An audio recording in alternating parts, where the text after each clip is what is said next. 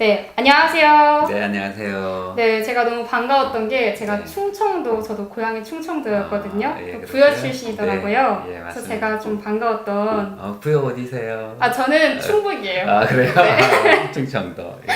네, 오늘 제가 이렇게 성형외과에 왔으니까 네. 성형외과 병원에서 잠깐 이렇게 이야기할까 하는데요. 예. 이 병원에 뭐 슬로건이라든지 병원에 이념이 있을 것 같아요. 네. 있다면 간단하게 설명해 주세요.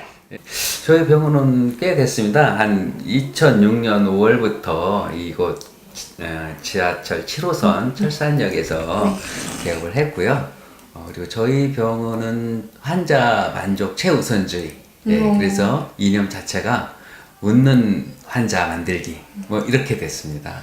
이제 이런 것들이 보면은 그 비포 애프터 사진 보시잖아요. 네네. 그래서 비포를 찍을 때는 긴장한 눈빛이 있다가 수술 결과가 만족했을 때 애프터 사진에 보면은 상당히 웃는 표정, 만족한 표정이 딱 눈빛에 나타나거든요. 그런 걸 보면서 수술한 사람으로서 굉장한 거기에 만족감 혹은 또 거기에 또 중독돼 가지고 어떻게 해서든지 환자 수술은 만족하게 만들어야 되겠다 이런 생각을 갖고 하고 있습니다.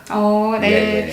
그렇다면 다른 병원이랑 예. 좀 다른 차별화된 그런 노하우가 있을까요?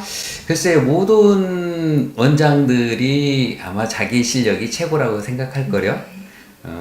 저는 이제 우선적으로 통합적으로 생각하고 결정을 한다. 그러니까 가장 성형하시는 그 원장들한테 중요한 것은 그 기본적인 의학 지식은 당연한 것이고 심미안이 좀 있어야 된다고 생각을 합니다. 그래서 심미안이 있어야 저분은 어떤 것을 고쳤을 때 예쁠 것이다. 그리고 저분이 원하는 것, 요구하는 것이 이 정도 수준인 것 같은데 저것은 내가 만족할 수 있겠다. 아니면 저건 안 되겠다. 이걸 좀 결정을 해서 가장 좋은 방법을 사용할 수 있는 그런 테크닉이 중요하다. 아마 아무리 의학적 지식이 풍부하다고 하더라도 성형하시는 분들은 테크닉이 굉장히 중요한 것 같습니다. 흔히 말하는 손재주라고 하죠. 예. 그래서 손재주도 굉장히 중요하다. 이렇게 생각을 하고 있습니다. 예. 그럼 많은 분들이 왔다 가시고 나서 만족스러워 하실 것 같은데 보람도 많이 느끼실 것 같아요. 어떨 때 가장 보람을 느끼세요? 보면은 다른 자기가 핸디캡을 갖고 있는 분야에서 다른 병원에 가서 원장님하고 상의를 했더니 그 원장님 얘기가 이거 못 고칩니다 라고 했다고 하는 거예요. 그래서 포기하고 사시다가 아니에요, 그거 제가 한번 고쳐드려 볼게요 하고 제가 이제 손을 대서 좋아졌다. 그럼 굉장히 좋아하시죠. 예, 그래서 그분들은 아마 뭐 이렇게 날아갈 듯한 그런 표정이에요. 그래서 그럴 때는 굉장히 기쁘고 뿌듯함을 느끼죠. 예. 또 제가 조금 다른 방향이지만 네. 지금 광명갑 지역 위원장이시잖아요. 네, 그럼 네. 성형외과도 병원 원장이시고요. 네. 또 어떻게 이렇게 하시게 된 건지 궁금해요. 어떤 그런 질문 간혹 받습니다. 의사를 하다 어떻게 정치를 하냐. 근데 저는 전혀 이상하지 않다고 생각을 해요. 왜 그러냐면 의사들은 어떤 환자의 증상을 보면 저런 문제가 있구나. 그 원인을 정확히 찾아내고요. 그 원인에 대한 정확한 치료 방법을 대입을 시켜보고 그랬을 때 거기에서 바로 결과가 증상이 드라마틱하게 좋아지고 이런 것들이 아주 일상입니다. 그래서 만약에 이제 그걸 환자에만 적용시키지 않고 사회에 점점 적용을 시키게 되면 사회에 어떤 무슨 병폐가 나타나면 저것은 원인이 어디에 있고 저것을 치료하려면 어떤 정책을 써야 되고 그렇게 되면 우리 사회가 전반적으로 좋아지고 이런 것들이 그냥 자연적으로 나타내는 거죠. 그래서 의사 중에는 소의, 중의, 대의라는 얘기가 있어요. 작은 의사는 질병을 치료하고 중간 의사는 사람을 치료하고 큰 의사는 사회를 치료한다. 이런 얘기거든요. 그래서 의사 중에서도 정치인들이 꽤 많이 있습니다. 예. 또 제가 이 책을 봤는데 앞에 있는 여기는 너무 지금도 멋있으시지만 더 멋있어요. 또 머리가 스타일도 너무 좋으시고 근데 지금은 삭발을 하셨거든요. 네. 어떤 이유에서 이렇게 하시게 됐는지 예, 뭐 지금 상황이 지금 청년들이 그리고 국민들이 분노하고 있는 상황입니다. 그래 뭐 저는 문재인 대통령이 공정하고 평등하고 정의로운 그런 단어들을 얘기할 때 정말 그런 사회를 만들 줄 알았는데 지금 조국 장관 임명은 그건 우리나라의 그 법과 원칙을 세워야 할 수장이 거짓말하고 편법, 탈법하고 이런 여러 가지 혐의로 이제 조사받고 있는 상황에서 법무장관이 된다는 건 우리 국민에 대한 모독이다. 그리고 그것을 옹호하는 문재인 대통령도 계속 옹호하면 문제가 있다라고 생각을 합니다. 그래서 그런 저항의 의미에서 국민의 한 사람으로서 네. 그리고 정치인의 한 사람으로서 우리가 항의하고 있다는 그러한 사실을 밖으로 표현해야 된다. 정치는 표현이지 않습니까? 그래서 그런 표현에 하는 방법으로 삭발을 극단적일 수 있다고 생각할 수는 있지만 삭발을 실행했습니다. 바른미래당에서는 아마 처음인 것 같아요. 자한당에서는 몇 분이 많이 하셨는데 바른미래당에는 제가 처음으로 했습니다. 네, 그 제가 이거에 대해 또 질문을 물어보고 싶은 게 지금 자한당, 자유한국당 삭발 릴레이 이렇게 네. 가고 있다라고 말이 있잖아요. 네. 근데 지금 바른미래당 처음으로 하셨는데 네. 그래서 네. 그거에 대해서 많은 이들이 뭐 질문도 많고 그래요. 그래서 어떻게 이렇게 처음으로 바른미래당에서 하시게 된 건지. 네.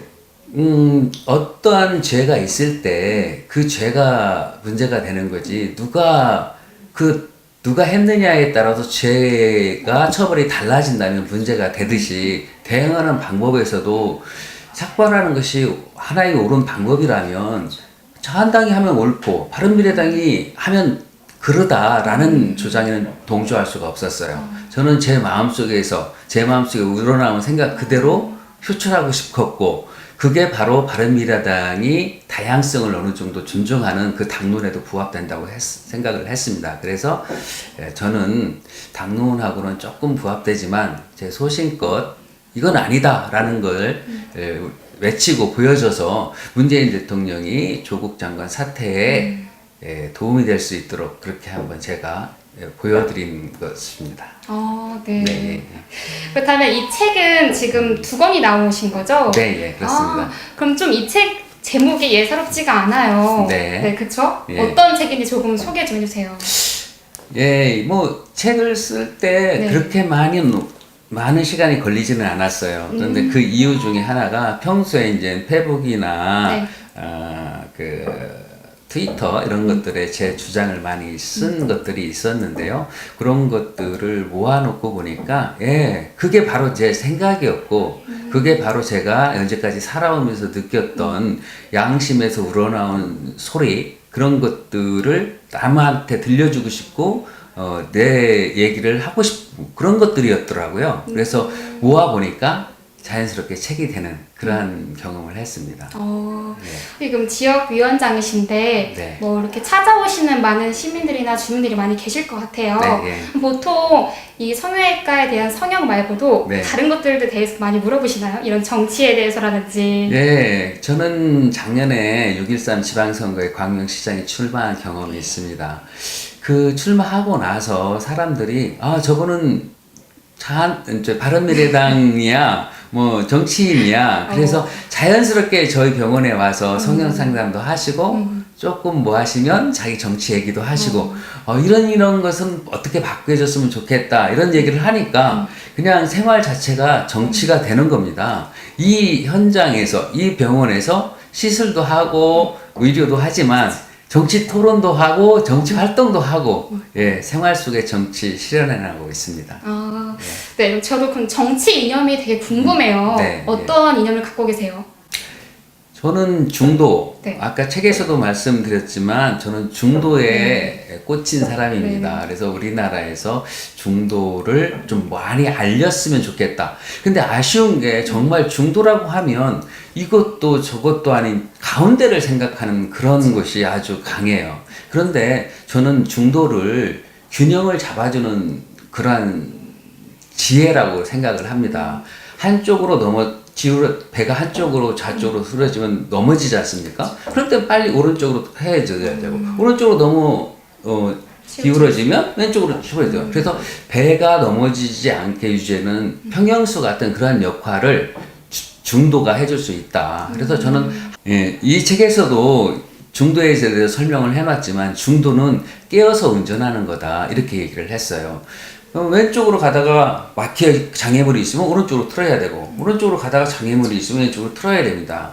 그 중도의 목적이 어느 한쪽에 고정되어 있어서는 안 된다고 생각을 하고 만약에 고정이 돼야 된다면 국민한테 고정이 돼야 된다고 생각을 합니다. 국민만 바라보고 국가와 민족의 안위와 장래를 위해서만 그게 어떤 길이 그 길이 옳은 길인가만을 생각한다면 저렇게 고위직에 있으면서 사적 이익을 위해서 탐하는 그러한 일은 없을 거라고 생각합니다.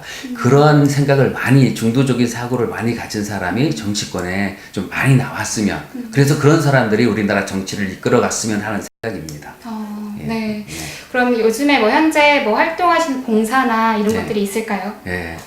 글쎄요, 뭐 특별한 봉사는 저는 재능 기부, 자기가 맡은 일에서 최선을 다하고 그리고 좀 여유가 있다면 그런 분들한테 좀 더 잘해주고 저렴하게 해주고 마음 편하게 해주고 그런 자기 일에서 역할에서의 그 봉사 그런 걸 굉장히 중요시하는 사람입니다. 그래서 제가 맡은 분에서 열심히 하고 있고 그렇게 하고 싶습니다. 그렇지만 저는 이제 몇 년 전에 그 자영업자들의 모임 광명시에 있는 자영업연대를 만들었어요. 우리나라에서는 자영업 하시는 분들이 굉장히 힘들거든요. 자기가 개업할 때 자기 돈으로 다 해야 되고 만약에 망하면 나라나 이런 거 하나도 없고 퇴직금도 없고 아무것도 없어요. 그렇지만 그 자영업 하시는 분들이 자영업을 하지 않는다면 그분들은 나라에서 보조금을 받아야 되거든요. 근데 자기가 자영업을 하겠다고 해서 자기 돈에서 사업을 해서 또 잘 된다면 직원까지 고용해 주는 거 아닙니까? 그래서 우리나라 자영업은 진짜 우리나라 나라 입장에서 보면 굉장히 중요하고 고마우신 분들이라고 생각을 해요. 근데 그런 자영업자들이 너무 홀대를 받고 있는 우리나라 현실이 저는 굉장히 싫습니다. 잘못됐다고 생각을 해요. 그래서 우리 자영업자들의 고민과 문제 해결 방안들을 해결하기 위해서 모인 단체거든요. 그래서 그 단체 제가 초대 회장이었고요. 그리고 이제 라이온스에서 광명시 중앙 라이온스에서 참여를 해서 이사를 맡고 있는데 라이온스도 이제 봉사하는 거거든요. 그래서 봉사하는 즐거움 이런 거 당연히 생각하는 거고요. 그리고 광명 시내에서 광명시에서는 지금 사랑의 짜장차, 열린 광명 이런 봉사하는 활동에도 좀 참여를 해서 같이 하기도 하고 있습니다. 네. 많은 걸 하고 계신데요. 진료도 하랴, 정치 활동도 하랴, 네. 봉사도 하랴 바쁜 생활을 하고 보내고는 있습니다. 네. 그럼 이제 원장님이자 우리 지역위원장이신 앞으로의 계획도 궁금해요. 이제 어떻게 나아가실지.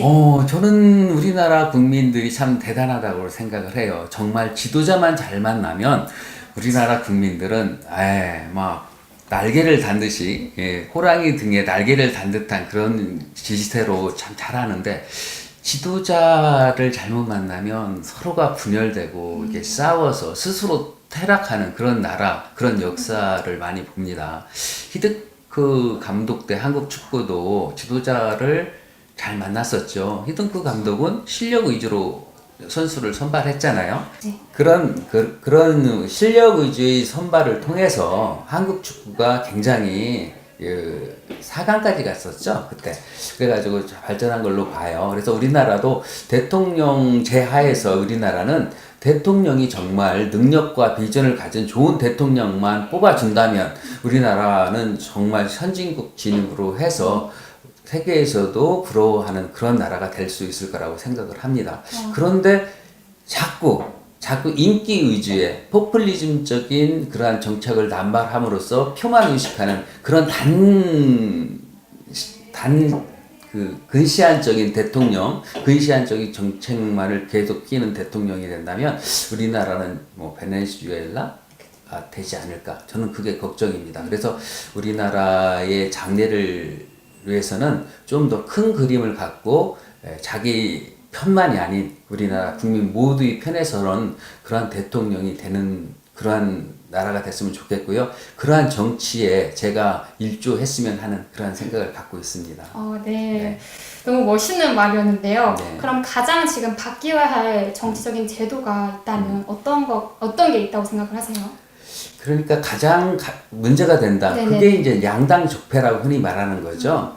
흔히 뭐 더불어민주당하고 자유한국당 그 두 당이 엎치락 뒤치락 하고 있었잖아요. 그런데 정치는 신인 정치인이 제도권에 들어가려면 그 당의 공천을 받지 않으면 들어갈 수가 없는, 아무리 잘난 사람도 못난 좋은 인기 있는 정당의 못난 사람한테 이길 수가 없는 구조잖아요. 우리 국민들이 또 그걸 또 원하고 거기에 익숙해져 있기 때문에. 그래서 저는 기본적으로 연동형 비례대표제를 찬동하는 편입니다.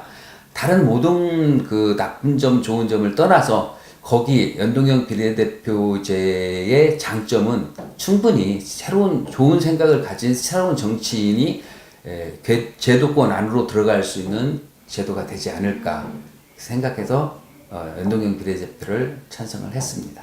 네. 그럼 마지막으로 광명시 시민분들 또는 지금 보시고 있는 시청자분들에게 뭐 하시고 싶은 말씀이 있다면 한 말씀 부탁드려요. 네, 그렇습니다. 우리나라 정치는 아마도 그 이념에 따른 그러한 정치를 많이 했던 것 같아요. 투표에서 보면은 학연과 지연 그리고 이제 자기가 지지하는 당 색깔에 따라서 무조건 그 후보가 어떤 사람인지도 묻지도 따지지 않고 찍어대는 그러한 것들이 많이 이루어졌었는데요. 이제는 그러지 말고 사람을 보고 좀 찍었으면 좋겠습니다. 그리고 결국 제가 살아보니까 모든 일은 사람들이 하더라고요. 좋은 사람 뽑아놓으면 그분이 어떤 당에서 소속이 됐든지 간에 나라에 좋은 일 많이 할 거라고 생각을 합니다. 그래서 사람이 전부다. 결국 사람이다. 네, 그런 슬로건으로 제가 다음에 혹시라도 선거에 나가게 되면 아마 여러분 곁으로 그런 컨셉을 갖고 다가갈 것 같습니다. 많이 기억해 주시고 응원해 주시기 부탁드립니다. 네, 감사합니다. 네.